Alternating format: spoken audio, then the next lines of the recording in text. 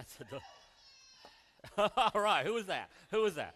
Got a winner over here. So, as you came in, you may have seen we got some Boy Scouts and Cub Scouts manning a few doors or just around in their uniforms and stuff, and just they're just letting you know that that's their way of thanking us for letting them be here. I forget how many years ago the Cub Scouts Boy Scouts pack approached us because where they were meeting wasn't going to be able to let them stay anymore, and we said, well, let's see, is it helping people in our community? All the stuff that we stand for as a church and helping people and being outside our walls.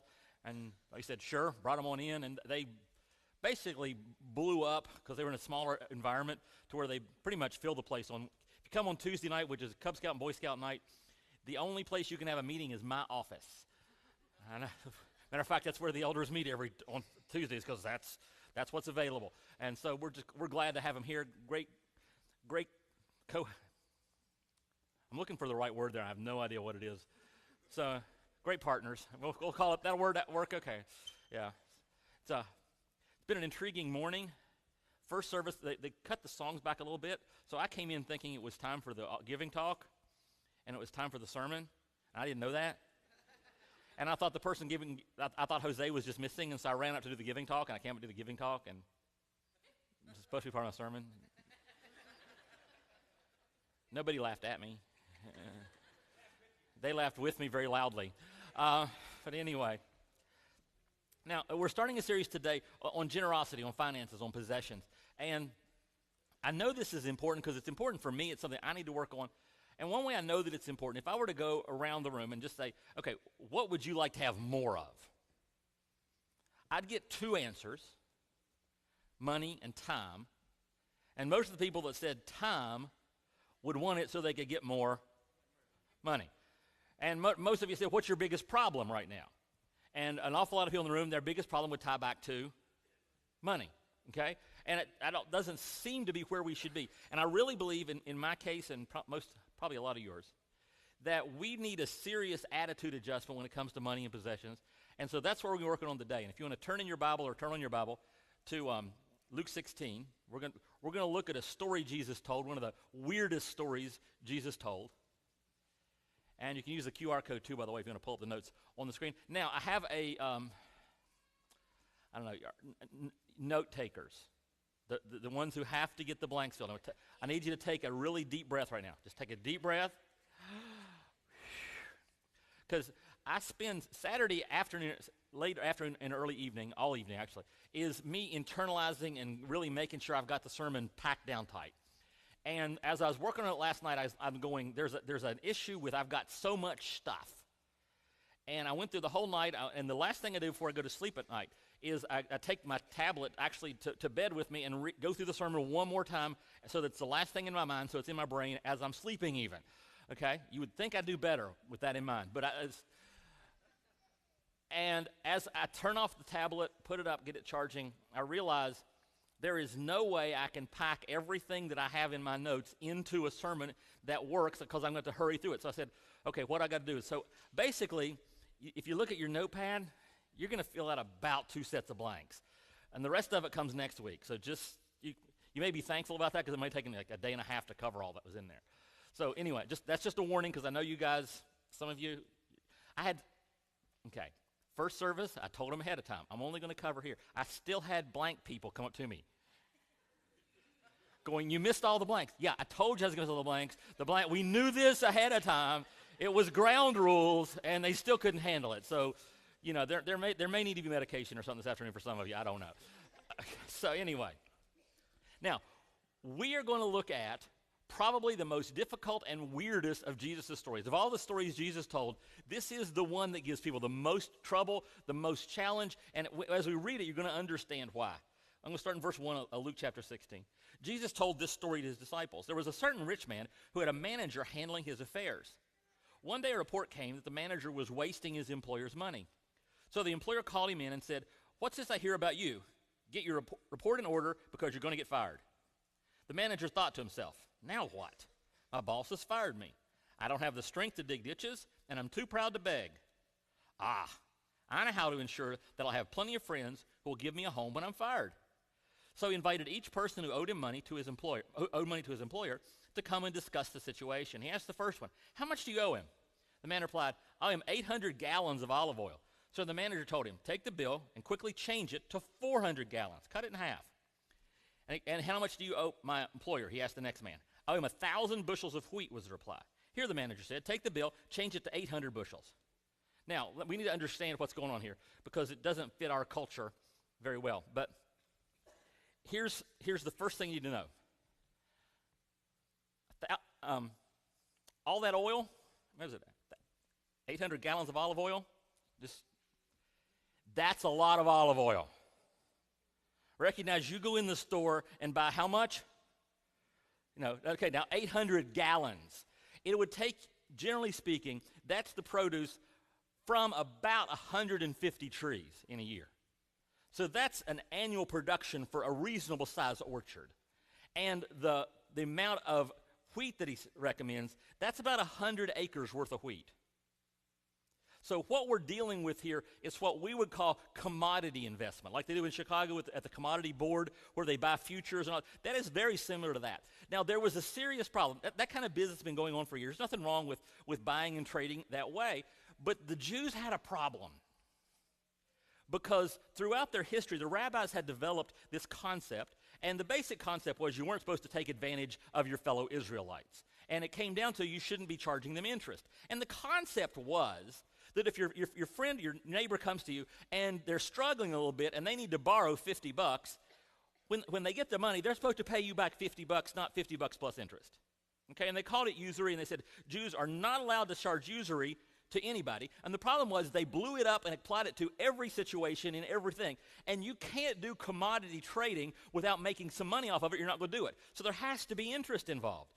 How do you get around all the rabbis saying we can't charge interest? Well, they did a two-step process. First, the guy who owned all the stuff, the rich guy, he'd hire a manager. And the manager was in charge of how all the things are written up and bills and collection and all that stuff. And the manager, not the owner, when it came time to make a contract with somebody, he'd say, "Oh, you want 800 bushels of wheat." Okay, the current interest rate on that's about 20%. So what we're going to do is we're not going to write down that you're borrowing 800. We're going to write down that you're borrowing 1,000. And then you'll pay us back, and we'll get the interest. But my boss doesn't look like he's charging interest, and the paperwork says we're not charging interest. Is that cool? And so they went, and that's what they did. And you can even see it some in the amounts. You notice the olive oil was 800 gallons, and he cut it down to 400. That's because olive oil is a very volatile commodity. You can lose your shirt in olive oil really fast because there's a lot that goes into the production of that. If anything goes wrong, you lose all of it. So the interest rate was 50%. Now, wheat, that's stable. That was, it takes a lot to really mess up a wheat harvest. So that's why it was only, you owe 1,000, only 800. So what the manager did is he called the guys in, said, "How much do you owe my boss?" "Oh, you owe 800 plus 200 interest. Here's what we're going to do. We're going to take the interest off, and we're going to forget about it. We're going to write a brand new contract." Now, do you think the employer was happy? The person was happy that came in? I got to borrow 100 acres of wheat, interest free. Anybody here have a loan you would like to make interest free? Okay. And the guy who had the olive oil, man, he was really tickled because that 50% interest just went away. And here's the genius of the thing. What can the boss do about it? What can the owner do about it? Nothing. Because he has to admit he was charging interest. If he complains, if he files charges, he goes into court and the rabbis kick him out of the synagogue. So it is a brilliantly evil plan. That's nefarious. That's just tricky. That's just, underhanded, sneaky, tearing up one contract and writing a new one in its place. I think you can get in trouble with that some places, can't you? Especially since it wasn't even his money. And then it gets interesting. Verse 8, the rich man had to admire the dishonest rascal. I love that. The dishonest rascal. There's a character commitment for you. For being so shrewd, Now this is Jesus talking. Jesus, you've heard of him, right? Jesus died on a cross, all that. And it is true that the children of this world are more shrewd in dealing with the world around them than are the children of the light. Did he just say that manager did a good thing? Did he just pat him on the back? He did. Like I told you, this is one of the most challenging stories Jesus told, because he just said the guy who ripped off his boss was doing it right. And then he said in verse 9, here's the lesson. Use your worldly resources to benefit others and make friends. What? Use your resources to benefit others and make friends. Then when your possessions are gone, they will welcome you to an eternal home. Did somebody sneak this in the Bible while we weren't looking? Was this like a trick somebody played in the 1600s where they said, hey, look at this story. We're going to put that in Jesus' words and stick it in here. No, this is Jesus. This is authentic. He really said it, and worse, he really meant it. What's going on? Well, let's break it down just a little bit, because this is one that's confused people forever. Now, let's look at that manager a little bit. He stated a couple things about himself in there. He said, I don't have the strength to dig ditches. Now, what does that mean, I don't have the strength to dig ditches? I don't want to dig ditches. I'm too lazy to dig ditches, all right? I'm reading something into the text, but I think that's what he really meant. I'm way too lazy to be digging ditches. And I'm too proud to beg, because that's humiliating, and I will not be humiliated. So then he says, I'll ensure that I have a plenty of friends who'll give me a home when I'm fired. In other words, this guy that I just saved him 500, 800 bushels and gallons, dude's going to hire me. He's going to let me stay at his house for a while. He's going, at the very least, I'll be able to couch surf the rest of my life in really nice houses. Okay? So this guy, if you look at it, he has some clear priorities. He says, what do I want? I want to not be sleeping under an overpass in a cardboard box. Okay? I need a place to stay that is befitting my status, and I have a preferred future that I want to have for myself. I have priorities, and I have a clear purpose and a clear preferred future. And he's totally committed to that preferred future and those priorities, completely committed to those. And that commitment is reflected exactly in how he acts. That's what's going on with this guy. Now, here's what Jesus said to us. Here's the lesson. Use your worldly resources to benefit others and make friends. Then when your possessions are gone, they will welcome you to an eternal home. Now, the eternal kind of means something. And he's saying the exact same thing to us. We say, as followers of God, that we have a clear set of priorities, right? We say that following God is our number one thing, that advancing God's kingdom, that living out God's principles on earth, that promoting God's restoration of his creation is our priority. And we say we have a preferred future. Man, you know, we're going to go to heaven. Right? I'm living for heaven. I'm living for that eternity with God. So we have clear priorities. We have a preferred future. How committed are we to it?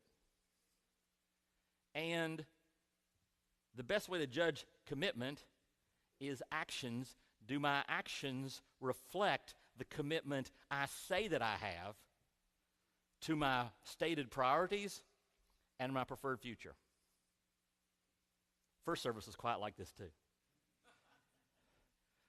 Because what he's saying is this shrewd manager, this dishonest manager guy, he understood that you should be totally committed to what your priorities are, and you should be totally committed to what you believe your future should be. And most people of God are not.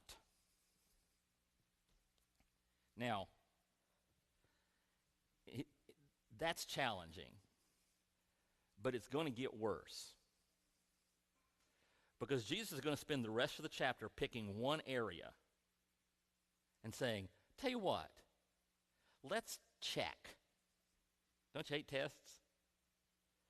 He's going to give us a test. And he's going to say, what are your priorities? What's your preferred future? Do your actions and your commitment line up with that or not? And I'll tell you what. Most of us are about to fail a test. Okay? Just tell you right up front. Most of us are going to fail this test. So let's just keep reading. Verse 10. If you are faithful in little things, you will be faithful in large ones. But if you are dishonest in little things, you won't be honest with greater responsibilities. And if you are untrustworthy about worldly wealth, who will trust you with the true riches of heaven? And if you are not faithful with other people's things, why should you be trusted with things of your own? Now, an important thing for you Bible geeks, when you're reading the Bible, anytime things are put in parallel, that means they mean the same thing. So, like for instance, in what we just read, it starts out says, if you're faithful in little, you'll be faithful in much, right? And then it says, if you're dishonest, go ahead and put that up. If you're dishonest in little things, you'll be dishonest. You won't be honest with the greater stuff either. You'll be dishonest with much. So, little, much, little, much. Next line. If you're untrustworthy about worldly wealth, who will trust you with true riches? Now, which is the little side? The left. Not the right, the left. In other words, Jesus is saying that possessions are a little thing. They're not that important. Let me give you a sort of a way to understand that. Let's say you're really, really, really, really love golf. You might actually be good at it. Okay? And you work at it, and you live in a subdivision with a golf course, and you have the membership, the whole thing. Even if you have to rent to get there, you're going to do that. And over the years, you have acquired a very nice set of clubs. You didn't go online and order a set all at once. You bought each club individually. You picked out the putter that you wanted, and when it came time for your birthday, and people said, what do you want? You said, I want money toward my putter. And you have one club at a time built a really, really good set of golf clubs. And your 9-year-old wants to learn to play golf. Okay? So, of course, you take him out on the putting green and the driving range and all that, and you teach him to play golf a little bit, and just you're doing good, your 9-year-old can say, Dad, Caleb's dad is taking him golfing tomorrow. Can I go along? And you say, sure. And then he says, can I borrow your clubs? And you don't just say no. Right? You go all out on the, no. What we're going to do, son, is we're going to go down, or girl, whatever it is, daughter, we're going to go down on Bragg Boulevard, and we're going to start hitting those pawn shops, and we're going to find a nice, cheap set of clubs for you so that you can go out and you won't be breaking stuff that matters. Right? But if you'll take care of this set, if you'll use these mangled, crooked old clubs and you'll take care of them and you will learn to play golf well, eventually we'll buy you your own good set. And if you're really good, when you die, I'll let you have mine. All right? So if you're going to be faithful with the little thing, I'll entrust you with things that really matter. And Jesus just said that old set of golf clubs is possessions. It's the stuff God lets into your life. And he says, that's a little thing. That's an unimportant thing. And if you can't handle the unimportant thing, although we tend to count it as being massively important, if you can't handle the unimportant thing, there's no way I'm going to give you important stuff. There are some people who get this idea that, if they handle their money well, God will give them more money. Which is like, well, if it's just in general, why would he do that? Here, have more gravel. He'll pass it to the important stuff. Now, what's important stuff? Okay, let's just think about it for a second. Important stuff lasts, right? Important stuff lasts. So, let's see. What about this building? How does it rank on a big scale importance? You think if we were to come up with a time machine and stick you in the parking lot over here and fast forward 500 years, would this building be here? It's well built for what it is, but it's not a European Gothic cathedral. Okay, that's not it. It's a wonderful building for the purposes that it has. We love it. It's ours, but it's not going to last forever. How did you get here? Don't raise your hand. I'll be afraid for you. But anybody here really expect the one you're driving to be your last car? Okay. Yeah, there are people. Sometimes you're the right age, you'll buy one and say, "I'm going to keep this one for the rest of my life." But for the most part, I've got a Honda Ridgeline truck with 214,000 miles on it, and the ceiling's starting to sag a little bit. And one of my mechanic friends says it's making a noise that's probably not healthy, and we'll have to replace whatever is causing that eventually. But my truck has this. It came with one option that is my favorite option on a vehicle, and that is paid for. Now I don't plan to drive it till I die, but I'm planning to drive it till it does, right? But it's not eternal. It's not going to last forever. It's not even going to last that long. What is going to last forever? You're eternal. You have the image of God within you, and you are an eternal being. Matter of fact, your neighbor is an eternal being. You're the one you don't like. Okay? Your friends, your family, they're eternal. God's principles are eternal. They last forever. God's restoration of creation is something that's eternal. Once he's got it, it's going to stay restored. All these things are eternal, and eternal is another word for important. And he's saying God gives you the unimportant, the money, to impact the important, the eternal. Okay? And, keep the segue going, we can't expect God to increase our responsibilities over things that matter most if we don't show responsibility in things that matter least. We can't expect God to increase our responsibilities over things that matter most if we don't show responsibility in things that matter least. And what God's looking for is faithfulness, and faithfulness is, according to what we're reading so far, pointing all our resources and abilities toward things that matter. All our resources and all our abilities toward things that matter. Which means we should intentionally use our possessions to accomplish important things. Everything that God has given you, everything that God will give you, is given to you because God wants to accomplish important things in and through you. But he makes it even heavier than that. Everything that I have, everything that I ever will have, God has given me because he wants me to accomplish important things with it. But he also recognizes, Jesus also recognizes, there is an incredible danger when it comes to finances and possessions and stuff. That's where verse 13 comes in. He says, no one can serve two masters, for you will hate one and love the other. You will be devoted to one and despise the other. You cannot serve God and be enslaved to money. I wonder why he put that in there. Because we're really good at getting enslaved to possessions. We tend that way. Matter of fact, I'd say possessions are neutral, but you can't be neutral toward possessions. They tend to take space that's not theirs. Matter of fact, we tend to assign powers to possessions that should only be attributed to God. Matter of fact, when we start saying, all I need is more money, we're saying, all I need is more money and I can have a better identity. More possessions. We define ourselves. What neighborhood do you live in? What kind of car do you drive? What's your rank? How much money do you make?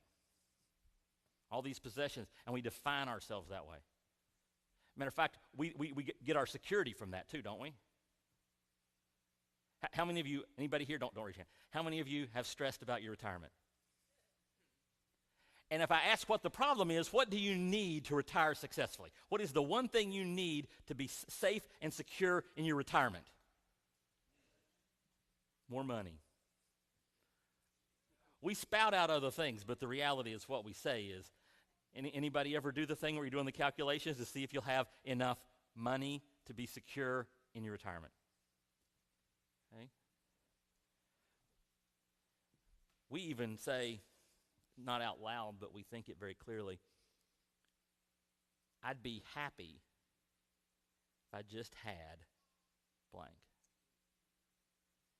Maybe more of something, or may just be something. If I just had a newer truck, nicer house, right? If I had blank, I'd be happy. I would be joyful. I would be patient. I would be calm. All my stuff would be fixed. But Paul in the Bible puts it this way. The fruit of the Spirit is love, joy, peace, patience, kindness, goodness, faithfulness. Not the result of having enough stuff. The fruit of the Spirit. God is the only one. God's the only one who can give you identity that matters. God's the only one that can make you secure. Because what does it take to make all your money go away? There's lots of ways that can happen.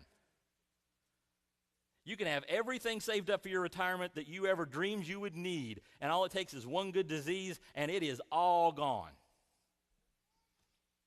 I tell this story a lot about every time I get into this concept. Because, I grew up, rural, country area, not a lot of money. My parents were middle class. We were fine. But there were lots and lots of people who were poor.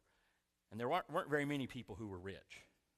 And there weren't very many really nice houses.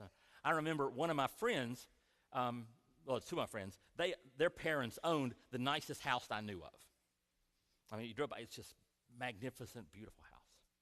And we were doing a project of some kind, and I had to go to their house to pick something up. And as I'm going down, they had a little tiny West Virginia driveway.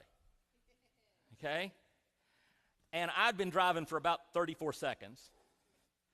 And I slipped off the edge. I was down sort of stuck right here. And we had to call somebody to come tow me out and everything. And so I walked to their house and spent a couple hours in their house. And it was as beautiful inside as outside. It was amazing. The huge tall ceilings, a grand piano in the living room under the big cathedral ceiling. It was not a cathedral. It was like monstrous. It was easily the most beautiful house I'd been in to that point, and still one of the most beautiful houses of a private individual I've ever been in. It was also one of the most miserable places I have ever spent time. Because all they knew how to do was bicker and yell at each other. And I'm in there going, I don't want to come back here ever again. You give me money, I don't want to come back here. Because money doesn't buy. You've heard it. You may have heard this. I think I made this up. Money can't buy happiness. You hear that? That's mine. Matter of fact, we do such a job of attributing to money things that only God. Has anybody ever said this? I either need God to come through, or I need someone to give me some money. And we're attributing to money things that only God can provide. And God said very clearly in his commandments, you will have no other gods before me. And in our culture, we don't worship statues, and we don't burn incense to deities, just to Cincy.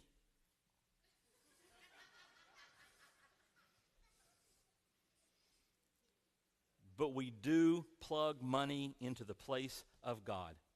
And it seeps into us. It seeps into even good Christian people. Some of the best Christian people in this room, you've struggled because your money starts moving into that place. And you base your security over how much money you have. You base your value on how much money and possessions you have. You base all this stuff about yourself on the money. And the fruit of the Spirit is love and joy and peace.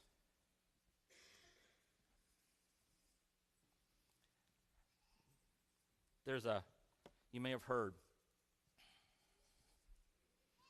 there's a football game today. You aware of that? Some of you know? Yeah. What is it? It's the Philadelphia Eagles versus the New England Spawns of Satan. Is that right? I think that's right. I could be wrong. I could miss that maybe, but I think that's basically how that works. And as most of you know this story, but I'm going to tell you anyway. the head coach of the New England Patriots, that's what they call them themselves, that's what everybody else doesn't call them, is Bill Belichick. He basically runs the entire team. He's the head coach and the general manager. He makes all the player decisions. He runs that team. And he's managed to make it, this will be his 8th Super Bowl.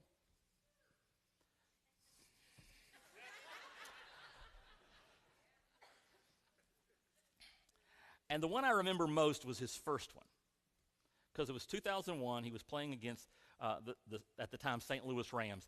And I've been a Rams fan since they were in L.A. the first time wearing white and blue uniforms, okay? And so they were playing my team.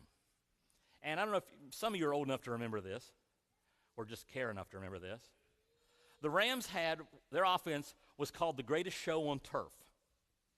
They could fly, everybody could just fly. Everybody was extremely talented, and they had a Hall of Fame quarterback distributing the ball to all these Hall of Fame receivers and running backs.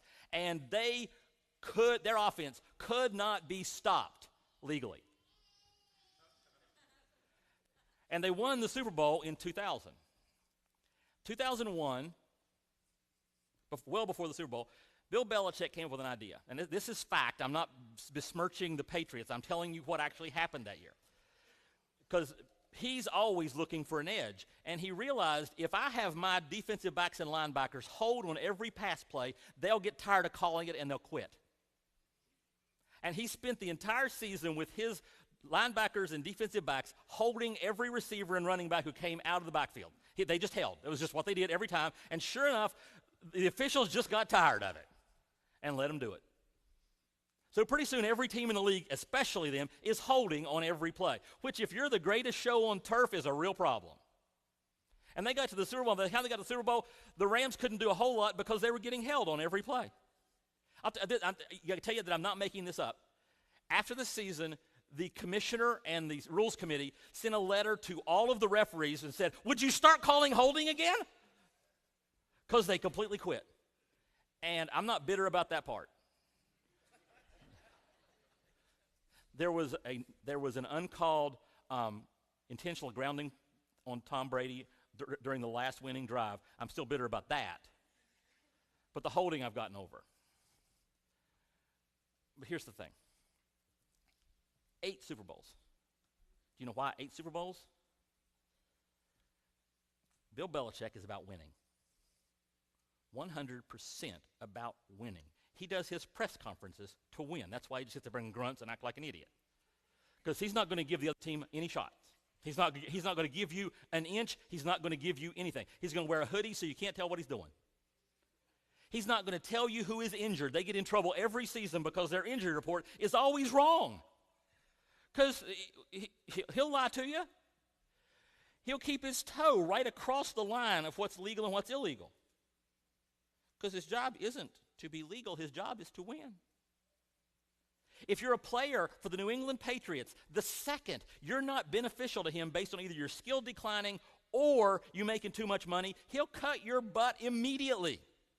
If it wasn't for the owner who may intercede in this one, he'd cut Tom Brady after the Super Bowl. Because he's making too much money. And he's too old. And Belichick would cut him because Bill Belichick only cares about one thing, and that one thing is winning football games. It is his number one priority. The Super Bowl is his future that he wills for himself, and that is his priority. And every action that he does enforces that priority.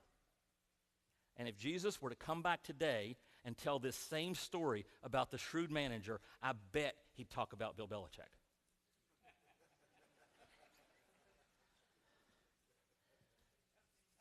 It's funny, but think about it just a second. Because here's my question for you. Bill Belichick is 100% committed to his priority, which is winning. Are we half as committed to what we say are our priorities as he is?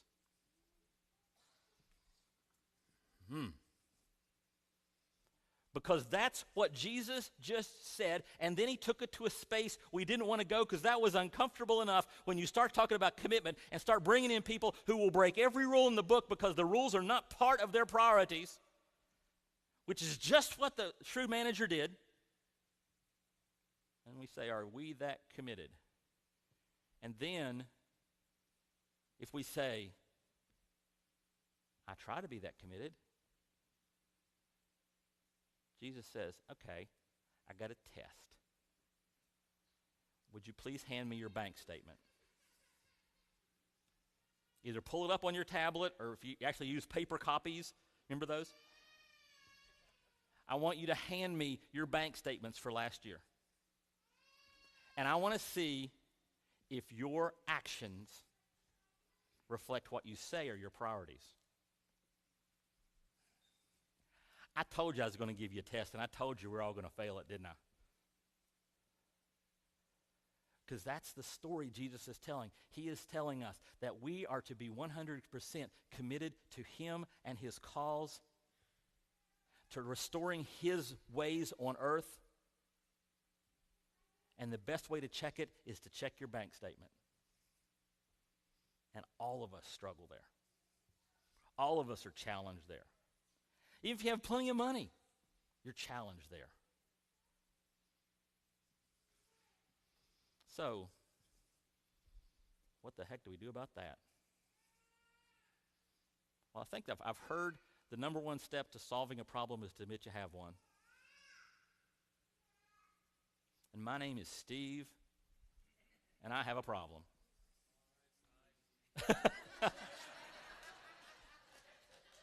Thanks for playing along. All right, very good. Thanks for playing. All right, very good. Yeah, oh, that was a great response. I love that. No. And this isn't the kind of problem that you're going to fix today. Can I be really honest about it? Because if you're like me, you've spent years and years and years digging yourself into this problem. If you were to say right now, I am going to do everything I can, what you can do is very minimal. Because if you're like me, I don't even see the bills get paid anymore. They just slip out of the bank. I just see this money come in, and I see it go away.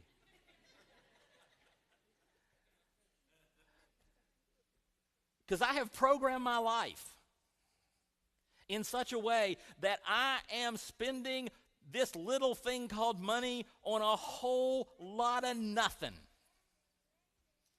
A whole lot of things that don't matter. I mean, I tithe, 10% comes out, more than that goes to the church. I got that. There's some charity.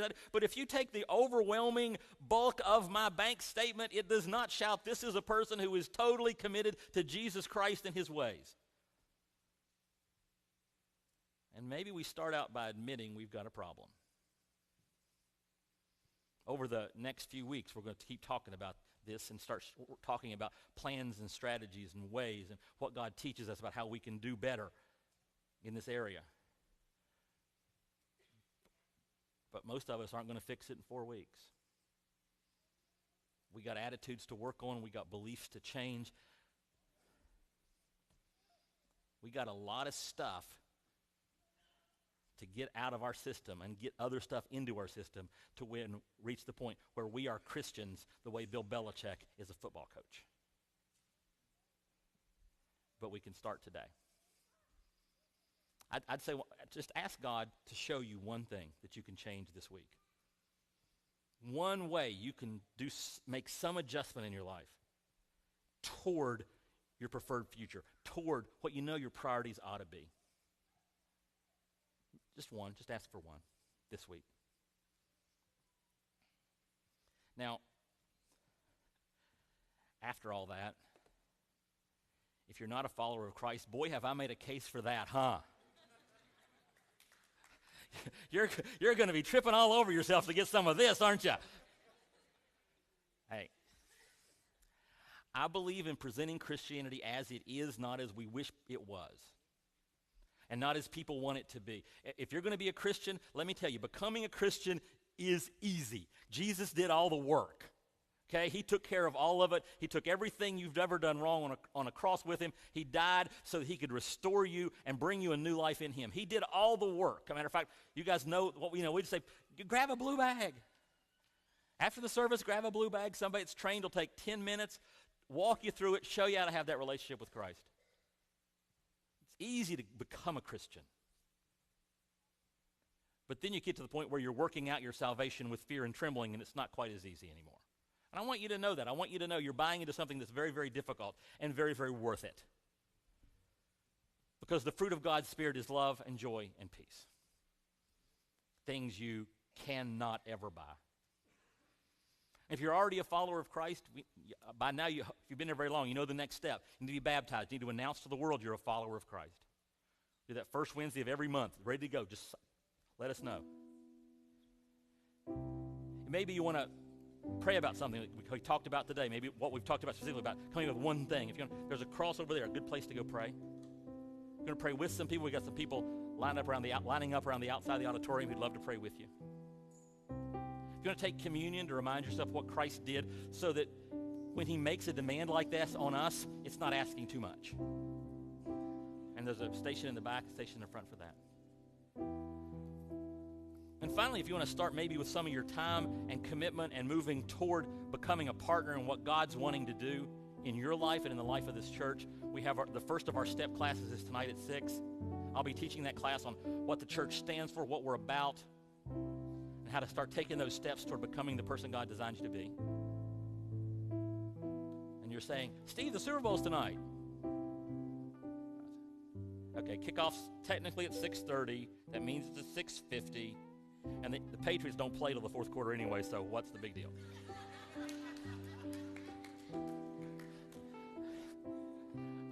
But if you can't make it this time, we got it next month and then a month after that, okay? But it's it's deciding. It's deciding I'm going to do something. And that's the first step, whether you come to the class or not. The first step is deciding. The first step is looking at that shrewd manager and going, there is something there I need to emulate. It's watching the Super Bowl tonight and looking at the guy in the hoodie and letting him remind you that it's quite possible he's more committed to winning that game than we are to living for Christ. And it's about deciding that Christ is worth my all. It's about deciding to change it. It's about deciding to live a way that will make God happy, because we are living out our commitments, we're living out our passions, and every aspect of our lives shows it.